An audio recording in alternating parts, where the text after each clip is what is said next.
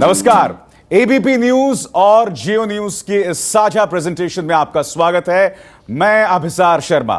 तो 26 तारीख को नरेंद्र मोदी प्रधानमंत्री पद की शपथ लेने वाले हैं, मगर इस पूरे घटनाक्रम को लेकर सबसे ज्यादा दिलचस्पी उस मुलाकात को लेकर है जो पाकिस्तान के प्रधानमंत्री नवाज शरीफ से मुलाकात को लेकर है।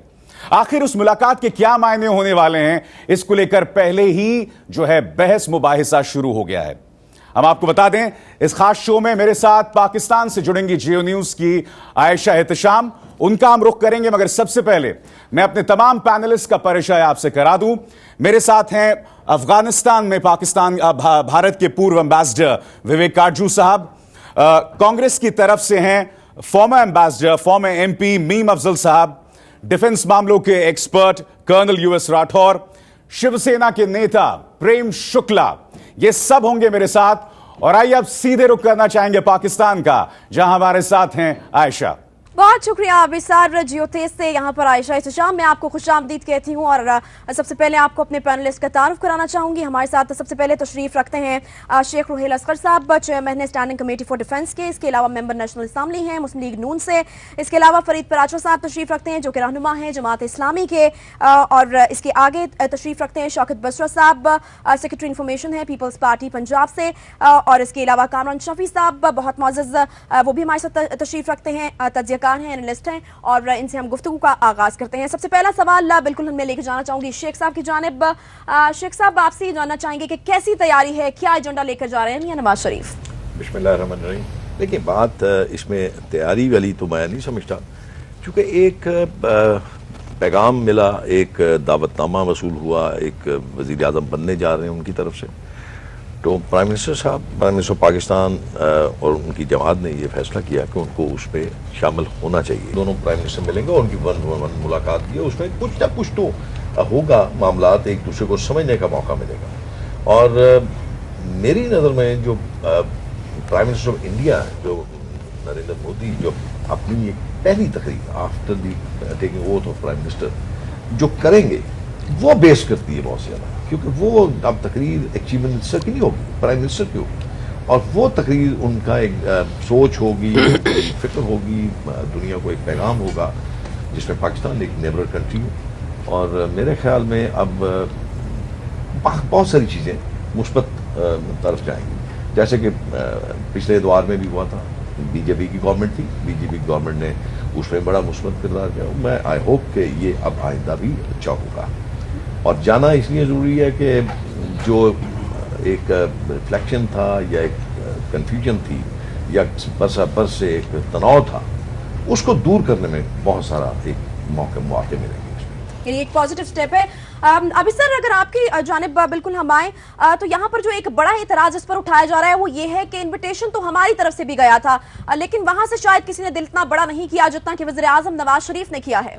विवेक काटजू साहब, इस बात का आप जवाब देना चाहेंगे? क्या नरेंद्र मोदी के हालात में और प्रधानमंत्री मनमोहन सिंह के हालात में फर्क देखते हैं आप, बुनियादी फर्क देखते हैं? नहीं, मैं बुनियादी फर्क दावतनामे में देखता हूं।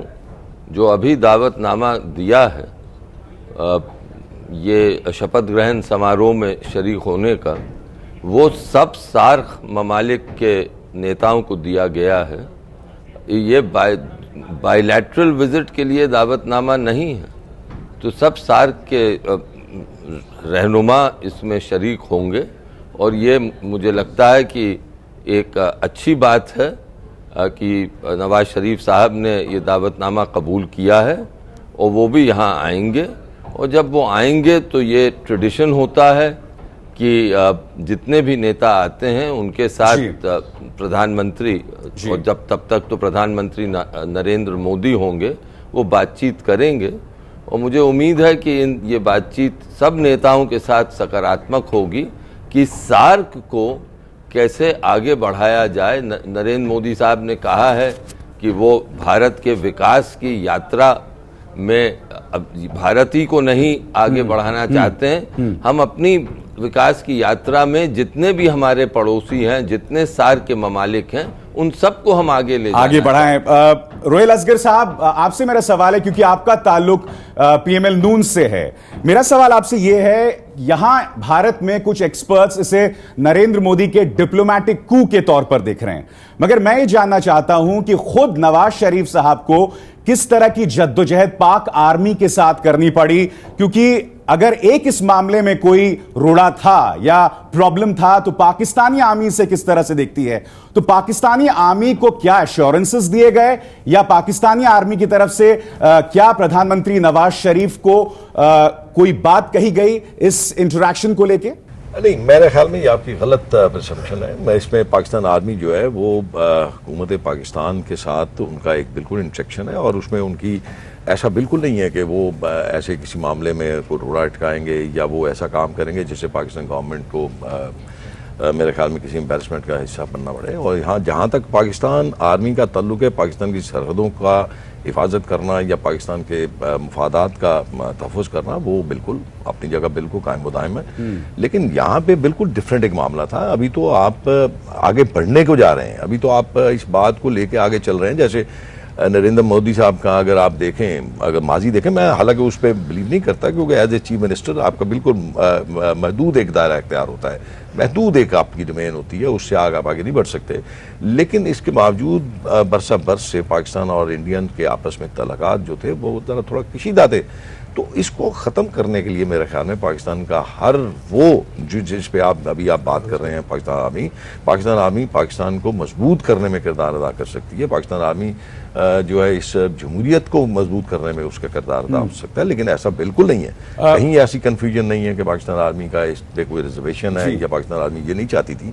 बिल्कुल ऐसा बिल्कुल नहीं। हाँ, ये ज़रूरी है कि पाकिस्तान के वज़ीर आज़म ने अपनी सारी फोर्सेस, जितनी भी अपने इंस्टीट्यूशंस हैं, उनको अपने कॉन्फिडेंस में जरूर लिया, इसलिए कि आप एक नया दरवाज़ा खोलने जा रहे हैं, एक नई शुरुआत करने जा रहे हैं। तो इसके लिए बाकी दोस्तों से, बाकी अपने सारे साथियों से उसका एक मशावरत करना जरूरी था, और इसका जवाब जो दिया गया बड़ा मुस्बत दिया गया। जी, मैंने आपसे सवाल इसलिए किया रोहेल असगर साहब, क्योंकि जियो न्यूज में ही मैं आप ही का एक प्रोग्राम देख रहा था जिसमें नजम सेठी साहब कह रहे थे कि मसलन मोस्ट फेवर्ड नेशन को लेकर जब कैबिनेट की तरफ से फैसला ले लिया गया था, उसके बाद ये जब बात पाकिस्तानी आर्मी की तरफ गई तो पाकिस्तानी आर्मी ने अपनी तरफ से कोई कमेंट तक नहीं किया, और उसी वजह से पूरा मामला जो है फंस गया। नहीं, मैं नहीं एग्जैक्टली मैं आपको एक थोड़ी गुजारिश कर दूं। ये मोस्ट फेवरेट नेशन का जो था शुरुआत, वो पाकिस्तान पीपल्स पार्टी की गवर्नमेंट से शुरू हुआ, क्योंकि पाकिस्तान पीपल्स पार्टी की गवर्नमेंट ये मामला लेके वो उठाई था। उसके बाद हमारे यहाँ इंतखाबात आ गए। जब पाकिस्तान पीपल्स पार्टी की गवर्नमेंट के बाद पाकिस्तान मुस्लिम लीग नून ने ये गवर्नमेंट संभाली, तो उसके बाद आपके यहाँ इलेक्शन से अब देखिए, हम आपको एक ऐसा ट्रेड के लिए आपके साथ जाना चाह रहे हैं, आपको मोस्ट फेवरेट कंट्री करना चाह रहे हैं, लेकिन देखना यह है कि जो आपकी आइंदा आने वाली हुकूमत है उसकी ट्रेड पॉलिसीज क्या हैं या उनकी सोच क्या है। उसके लिए आपको रुकना पड़ेगा थोड़ी देर के लिए। आप देखना होगा कि आप किस तरह सोचते हैं, आप अपने हमसायों के साथ कैसे मरासम रखना चाहते हैं, उसके बाद आप उस पर काम करेंगे। मैंने जैसे गुजारिश की, जहां पाकिस्तान के मफादात की बात होगी, पाकिस्तान का हर इंस्टीट्यूशन हुकूमत के पीछे खड़ा होगा। ठीक है, बिल्कुल पॉइंट आ गया है शेख साहब का। मैं अभी सर बिल्कुल चाहूंगी कामरान शफी साहब इस पे कुछ कमेंट करें। जी थैंक यू। मेरा पहले आशा ये है कि काटजू साहब ने कहा कि ये सार्क वाइड एक है इनविटेशन, बाकी भी आ रहे हैं सारों से, इंडियन फ्यूचर प्राइम मिनिस्टर बातें करेंगे। इसे मैं जरा सा उन्हें याद दिला दूं कि जो भी कमेंट हो रहा है दुनिया के अखबारों में, इंडिया के अखबारों में भी, उसमें यही है कि सारों की नजरें जो हैं वो हमारे प्राइम मिनिस्टर और इंडियन के होने वाले प्राइम मिनिस्टर की मीटिंग पे होगा।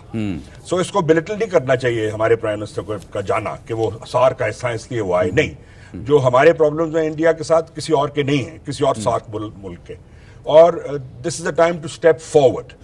तो मैं तो यही कहूंगा सारे जो हैं हम पार्टिसिपेंट्स कि जरा सॉफ्टली अप्रोच लें।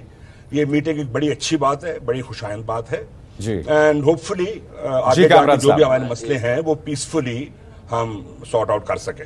कामरान साहब, आपकी इस बात का जवाब काजू साहब देना चाहते हैं। एक मैं कमेंट कर दूं। कामरान शफी साहब, मैं आपसे बड़े आदर से कहना चाहता हूं कि क्या हम और सार्क ममालिक को नीचा दिखाएं? हमारे सब पड़ोसी हैं, आपके भी, पाकिस्तान भी उस मेंबर स्टेट, तो इसलिए फोकस अगर एक ही मीटिंग पर हम रखें या अगर सकाफी एक ही मीटिंग पर रखें तो क्या वो गलत नहीं होगा? मगर क्या ये जायज भी नहीं है? क्योंकि जहां भारत पाकिस्तान का इंटरेक्शन होता है मीम अफजल साहब, सारा जोर वहीं चले जाता है। देखिए, मैं बहुत सफाई के साथ एक बात कहना चाहूँगा। पाकिस्तान में अगर पूरा फोकस इस मीटिंग पर है तो वो गलत नहीं है, इसलिए कि वो शामिल हो रहे हैं। लेकिन भारत के अंदर जहाँ तक मैं समझता हूँ, अपनी 3 दिन से जो डिबेट्स चल रही हैं उसमें श्रीलंका और पाकिस्तान, जिनके साथ कुछ कंट्रोवर्सीज हैं, उस पर ज़्यादा फोकस है। और जो हमारे दूसरे ममालिक हैं जिनसे रिश्तों में हमारे कोई ख़ास ऐसी दरार नहीं है, या कहना चाहिए डिफरेंसेस ओपिनियन नहीं है, उन पर हमारी तवज्जो कम है। मैं हिंदुस्तान का जो मीडिया है उससे यहाँ पर ये ज़रूर गुजारिश करूँगा, और ये मेरा ख्याल है थोड़ा सा उसका इशारा काटजू साहब ने भी किया है, कि उनको फोकस सब पर बराबर रखना चाहिए। ये सही है कि इस पर ज़्यादा खुद ब खुद हो जाता है, लेकिन बाकी ममालिक को जो यहाँ आ रहे हैं उन पर हमारा फोकस। दूसरा एक मैं और अहम बात बताना चाहूँगा। अभी हमारे एक पैनलिस्ट पाकिस्तान से जो बैठे हुए हैं, उन्होंने पूछा था कि इससे पहले कभी चूँकि इनविटेशन उस तरह का दिया गया और कोई नहीं आया, और ये चूँकि दिया गया तो उसका फ़र्क तो काटजू साहब ने बताया, लेकिन मैं एक इजाफा इसके अंदर करना चाहता हूँ। आपको मालूम होगा, आज जिस पार्टी ने आपको इनविटेशन दिया है, उस पार्टी ने पिछले 10 साल में कांग्रेस पार्टी की तरफ से किए गए हर उस इक़दाम की मुखालफत की जो हमने पाकिस्तान से दोस्ती या ताल्लुकात को बढ़ाने के लिए किया। और यही नहीं, बल्कि जो चुनाव हुआ है हमारे यहाँ, जो इलेक्शन हुआ है, उसमें पिछले 2 महीने के अंदर जो तकारीर हमारे मोदी साहब ने की हैं, वो ज़्यादातर पाकिस्तान पर उसका फोकस था।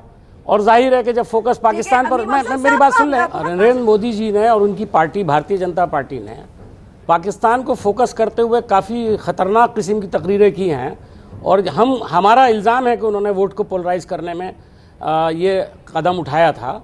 और मुझे लगता है कि यहाँ पर एक तबका ऐसा है जिसने शायद उनकी बात को सुना भी है, लेकिन अभी वो प्रधानमंत्री हुए भी नहीं, अभी वज़ीर आज़म हुए भी नहीं हैं। उन्होंने इनविटेशन भेजा है, कांग्रेस पार्टी ने इसका खैर मकदम किया है, मैं ये बताना चाहता हूँ। इसलिए कि हमारी सोच जो है इसमें पॉजिटिव है, हम नेगेटिव पॉलिटिक्स में यकीन नहीं रखते हैं। लेकिन भारतीय जनता पार्टी ने जो कदम उठाया पिछले 10 साल में, हम आज उनसे ये सवाल पूछ रहे हैं, पिछले 10 साल में आपने हमारे हर कदम की मुखालफत की, आज आपने कोई कदम उठाया है तो उसका तर्क क्या है? क्या पाकिस्तान का नजरिया बदल गया? क्या मुद्दे बदल गए? 2 रिएक्शंस मैं जल्दी से ले लेता हूं। एक तो प्रेम शुक्ला साहब, चूंकि शिवसेना साथी है बीजेपी की, प्रेम शुक्ला साहब, डबल स्टैंडर्ड्स का आरोप लग रहा है बीजेपी के ऊपर। हालांकि बीजेपी की तरफ से कोई नुमाइंदे नहीं है प्रेम शुक्ला साहब, मगर इस बात का आप जवाब देना चाहेंगे? क्योंकि लगातार जैसे कहा कि नरेंद्र मोदी साहब का जो पूरा कैंपेन का लहजा था वो काफी तल्ख था पाकिस्तान को लेकर, और अब उन्होंने जमीनी हकीकत को स्वीकार करते हुए, डिप्लोमेसी की हकीकत को स्वीकार करते हुए नवाज शरीफ को जो है निमंत्रण भेजा है। क्या कहेंगे आप प्रेम शुक्ला साहब? नहीं, मुझे लगता है एक तो मीम अफजल साहब जो कह रहे हैं बहुत खतरनाक किस्म का उन्होंने तकरीरें की थी, बिल्कुल, तो मुझे लगता है कोई खतरनाक किस्म की तकरीरें नहीं थी। खतरनाक शब्द आप जो है बहुत अतिशयोक्ति अलंकार का उपयोग कर रहे हैं। मुझे लगता है कि पाकिस्तान से हम इतनी अपेक्षा तो उस समय भी पाल रहे थे, आज भी पाल रहे हैं, कि आप आतंकवाद की जो निर्यात है वहां से लगातार किए जा रहे हैं, वो आतंकवाद का निर्यात बंद कर दें। आप हमसे दोस्ती भी चाहते हैं और हमारे पीठ में खंजर भी घोंपते चलेंगे, हम लाहौर आएंगे और आप कारगिल चढ़ जाएंगे, हम आपके साथ दोस्ती का हाथ बढ़ाएंगे, आप कंधार अपहरण के जो मुख्य अपहर्ता, जो सबसे बड़े उसके जिम्मेदार षड्यंत्रकारी रहे मौलाना मसूद अजहर, उनको पालेंगे, आप दाऊद इब्राहिम को अपने कोख में रखेंगे। तो ये दोस्ती का लहजा तो नहीं है, दोस्ती का लहजा नहीं है। फरीद पराचा साहब, आपसे मैं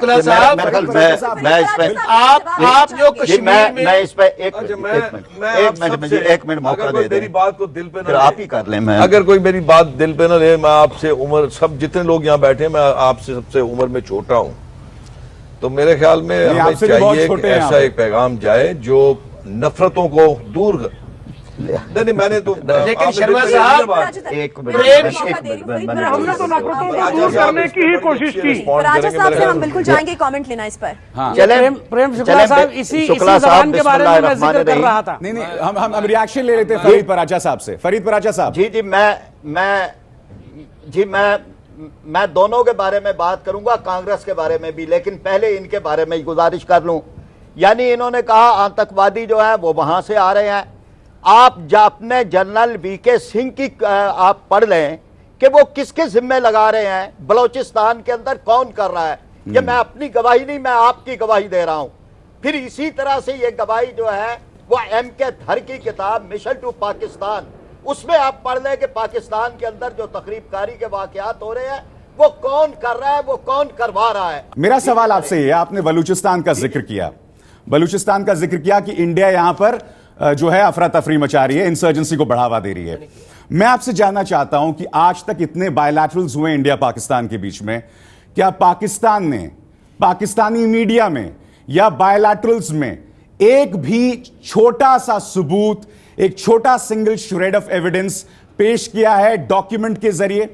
देखिए, बातें मत करिए, बातें तो हम बहुत कर सकते हैं, मगर मैं एक सिंगल श्रेड ऑफ एविडेंस। हमारी हुकूमत थी, मैं जवाब देता हूं। शर्मा साहब, शौकत बसरा बात कर रहा हूं। हमारे वजीर दाखिला थे रहमान मलिक साहब, उन्होंने बाकायदा जो आपका असला मिला वहां से बलूचिस्तान से, जो कराची से असला मिला, जो आपके तकरीबकार पकड़े गए, बाकायदा कौन पकड़ा गया भाई, तो हम जानना चाहते हैं बसरा साहब उनको।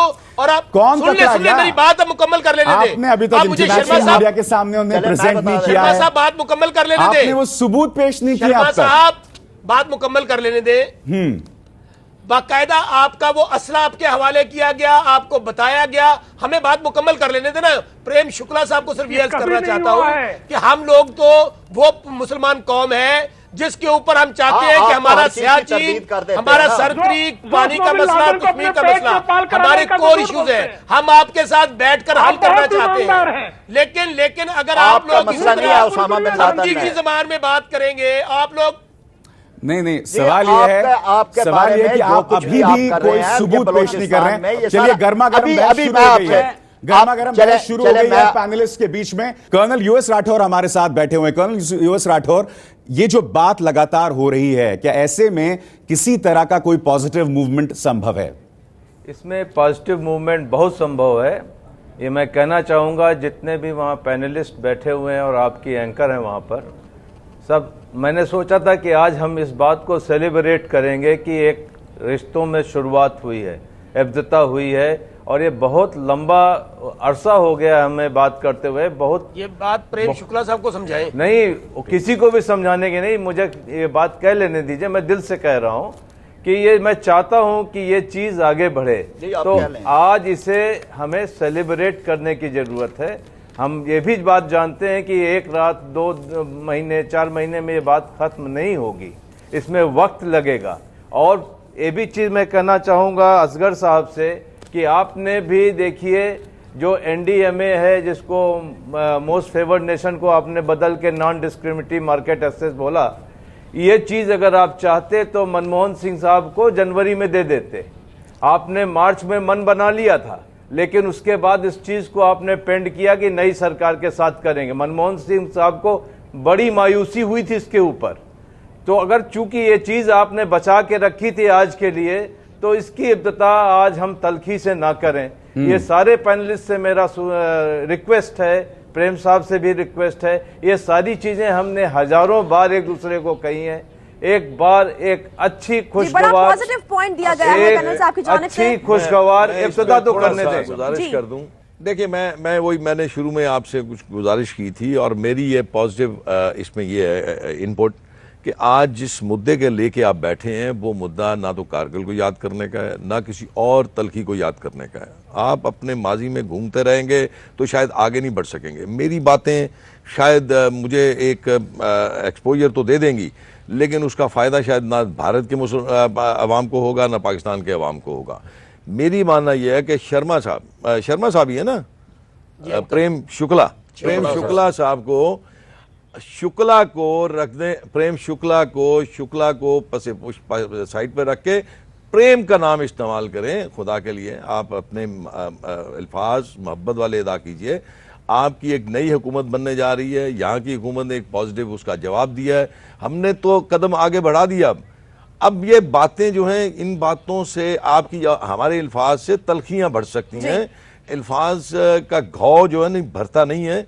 तो मेरा ये आपसे गुजारिश है कि आप जो भी बात करें उससे दोनों हुकूमतों को आगे बढ़ने की एक रास्ता मिलना चाहिए। और ये जो तलखियाँ, इसमें कोई चीज़ भी तलखियों से कभी या मेरे ख्याल में गुस्से से या आपके नेगेटिविटी से हल नहीं हुआ करती, ये बातें होंगी। अब मैंने पहले शुरू में कहा था कि ये अगर कोई ये सोच रहा है कि यहाँ के नवाज शरीफ जी को आप मौका दें, लेकिन राहिल शरीफ से परमिशन लिए नवाज शरीफ हमसे बात भी नहीं कर पाते और हेरात पर हमला शुरू हो जाता है। ये हमको बहुत बुरा लगता है। शुक्ला साहब, ये हमारी अच्छा, मैं अगर आपको किस हद तक मुमकिन है कि ये बातें भुला के एक नई शुरुआत की जा सकती है? मुमकिन है क्या? ऐसा जी, मेरा एक सवाल आप बात करें, असगर साहब से सवाल है जी, कर लें, पूछिए सवाल पूछिए। असगर साहब, आपने जैसे कहा, मैं आपसे पूरी तरीके से मुतमईन हूं कि स्टैंड ऑफ का टाइम गया, एंगेजमेंट का टाइम है। जब हमारा न्योता गया कि आप आए, सारी मीडिया, मैं पाकिस्तान की मीडिया बहुत क्लोजली फॉलो करता हूं, सभी ने कहा गो नवाज शरीफ गो, गो नवाज शरीफ गो। इतना वक्त क्यों लगा हाँ कहने में? ये मान मनोवल कहाँ हुई? कौन रूठा हुआ था? आपकी तरफ से एक फ्रैंक आंसर की उम्मीद करता हूं। क्या फरमा रहे हैं? मैं आपकी बात का जवाब दे दूं आपको। मैं आपको अब इस बात का जवाब दे दूं। देखिए, बात यह है कि बात तो किसी हद तक दुरुस्त है कि एक वक्त लगा, सोचने में वक्त इसलिए लगा कि फिर मैं बात करूंगा तो शायद वो बात ज़रा आपको शायद समझ आएगी और तल्ख हो जाएगी। मोदी साहब के जलसों की तकरीरें ज़रा आप उठा के देख लें, जिस मोहब्बत से उन्होंने हमारे वज़ीर आज़म को याद किया और जिस मोहब्बत से उन्होंने उनके नाम उस अपनी तकरीरों में लिए, उसमें लामहला बहसियत इंसान, बहसियत शख्सियत उनको इस पे सोचना था, लेकिन बहसियत वज़ीर आज़म उनको मुस्बत जवाब देना था। बहसियत इंसान, बहसियत नवाज शरीफ वो सोचते रहे उन चीज़ों को लेकर, लेकिन बहसियत वज़ीर आज़म बिलाखिर उन्होंने फैसला किया कि मुझे एज ए वज़ीर आज़म अपनी कौम को प्रेजेंट करना चाहिए और जाना चाहिए। आपसे बिल्कुल इस पर हम राय करना चाहिए। मुमकिन है जो पॉजिटिविटी अभी एंटर हुई है हमारे प्रोग्राम के अंदर, किस हद तक मुमकिन है ये positivity? Can I speak now? Yes. देखिए, मैं तो पहले यही कहूँगा कि दो फौजी जो इस पैनल पे हैं, एक यहाँ पाकिस्तान से मैं और एक वहाँ से कर्नल साहब, हमारा आप लहजा देख लें और ये पॉलिटिशियंस का देख लें। पहली बात तो ये है। दूसरी बात, ये कहना कि हमारे प्राइम मिनिस्टर ने किसी से कंसल्ट किया या नहीं किया, तो किसी को क्या लगे उससे? What is the end result? Is he going? वो जा रहे हैं। क्या जो मोदी साहब ने अपने चीफ से नहीं बात की होगी? नहीं। अपनी एस्टैब्लिशमेंट से बात नहीं की होगी कि मैं बुला रहा हूं सारे साक वालों को, विजय पाकिस्तानी को भी बुला रहा हूं? तो ये बातें हमें नहीं करनी चाहिए। इसका जवाब काटजू साहब देना चाहिए। Let's go softly softly. मैं जरा खत्म कर लूं पहले। Can I please finish? Sure sir, sure. Otherwise what is the point of this discussion anyway? What is the point? सारों ने बॉक्सिंग ग्लव पहन लिए हैं और ये उधर एक्यूजेशन अपॉन एक्यूजेशन, ये छोड़ दीजिए। Now is the time. Governments जो हैं उन्हें बात कर लेने दीजिए, दोनों प्राइम मिनिस्टर मिलेंगे, उनको बात कर लेने दीजिए, देखते हैं कहाँ जाते हैं। देखिए, डिस्टेबलाइज्ड इंडिया पाकिस्तान के फायदे में नहीं है, डिस्टेबलाइज्ड पाकिस्तान इंडिया के फायदे में नहीं है। हम घिरे हुए हैं प्रॉब्लम्स के साथ दोनों मुल्क। अब गरीबों की हालत देख लें दोनों मुल्कों में, एजुकेशन की हालत देख लें, सैनिटरी कंडीशंस देख लें दोनों मुल्कों में। अरे बाबा, खुदा का वास्ता, अभी जरा धीमे हो जाएं। Let the prime ministers get ahead. Allah करे कोई बेहतरी बात हो, but for God sake softly softly. Reaction इसका शर्मा साहब, मैं शौकत बसरार कर रहा हूं। देखें, एक जवाब ले लेते हैं काटजू साहब से, फिर मैं आपके पास आता हूं। शर्मा साहब, मैं सिर्फ ये कहना चाहता हूं, देखें, जवाब ले लेते हैं फिर यहाँ पे आते हैं। सब लोग जिस अंदाज में आगे बढ़ रहे हैं, स्टार्ट में जब गुफ्तगू शुरू हुई तो प्रेम शुक्ला साहब को सिर्फ ये अर्ज करना चाहता हूं कि जो उनका रवैया भारत में मुसलमानों के साथ रहा, आप मुसलमानों हिंदुओं की बात नहीं कर रहे। फिर आप प्रवोक कर रहे हैं। बसरा साहब आप फिर प्रवोक कर रहे हैं। बसरा साहब देखिए, ये हमारे आप नहीं कर रहे ना, मैं जवाब देता हूं। मैं जवाब देता हूं। ये गलत है। बराबरी की सजा नहीं, पर बसरा तलक साहब ये बहुत मिस्चीवियस है। बसरा साहब आपका बहुत ही मिस्चीवियस बयान है। पाकिस्तानी मुसलमान अपने बारे में बोलता है, आप बोले मीम साहब। देखिए शौकत बसरा आप साहब, कौन होते हैं बोलने वाले? शौकत हमारे बसरा मुसलमानों के साहब, बारे में। आपका बहुत बहुत शुक्रिया कि आप मुसलमानों के बारे में सोचते हैं। जी। हमारी तादाद आपसे ज्यादा है हिंदुस्तान के अंदर। जो हमारे मसले हैं हम खुद निपटेंगे। आपकी हमदर्दी का बेहद शुक्रिया, लेकिन जब आप इस तरह इशू रेस करते हैं तो यहाँ उससे और कन्फ्लिक्ट पैदा होता है, हमारी दिक्कतें बढ़ती हैं। मैं एक और प्रोग्राम में जियो के आपके ही जिस चैनल पर गुजारिश कर चुका हूँ, बहुत पुरजोर गुजारिश की थी मैंने कि खुदा के वास्ते हमारा ख्याल छोड़ दीजिए, हम आपके शुक्रगुजार हैं, हम अपना मसला खुद हल करेंगे। दो मुल्कों के दरमियान में कैसे बेहतरी हो सकती है, थोड़ा उसका जरा अगर हम ज्यादा ख्याल करें तो ज्यादा अच्छा है। बिल्कुल। मैं एक बात कहना चाहता हूँ। सुन लीजिए तो हर दफा प्रेम शुक्ला साहब, प्रेम शुक्ला साहब, सुन लीजिए की सियासत, हमारी फौज के मेरी बात सुनिए, मेरी बात सुनिए, करनी चाहिए ना। मेरी बात हमारी सुनिए। फौज जो है वो आज कुर्बानियां दे रही है, लेकिन आप हमारी फौज के खिलाफ जो रोग आर्मी कहते हैं, कभी आप मुसलमानों के पाकिस्तान के इस्तेमाल करते हैं। आपको हम चाहते हैं हमारे दोनों मुल्कों के ताल्लुकात इज्जत के साथ, गैरत के साथ। मेरी बात सुन लें, मेरी बात भी सुन लें। दो तीन बातें आपने फौज के जख्मों की बात कही, फौज के जख्मों की आप बात कर रहे हैं, सुन लीजिए कुछ हमारे जख्मों का भी ख्याल कीजिए।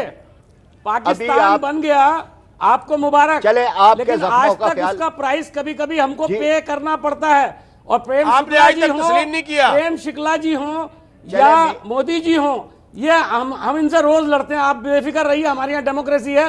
हम तो इनसे इतना लड़ते हैं कि आप शायद सोच भी नहीं सकते होंगे, और वो भी हमसे लड़ते हैं हमारे नजरियात को लेकर के। तो इसलिए मेरे ख्याल में इस मामले को छोड़ दीजिए, दोनों मुल्कों के दरमियान कैसे बेहतर हो सकता है। चूंकि प्रोग्राम के एंड की जानिब जा रहे हैं तो पॉजिटिव नोट के ऊपर जाना चाहते हैं। अपने तमाम गेस्ट से मैं पूछना चाहूंगी कि क्या उम्मीदें हैं उनको इस मुलाकात से? क्या सिर्फ ये मुलाकात एक मुलाकात ही रहेगी या फिर कोई नतीजा भी निकलता देख रहे हैं? मैंने शुरू में कहा था कि जो ये समझता है कि कल या परसों मियां नवाज शरीफ साहब और नरेंद्र मोदी साहब की मुलाकात होगी और सारे मामला हल हो जाएंगे, वो किसी खुशफहमी का शिकार है। ये आगे चलेगी, बात को चलने दीजिए।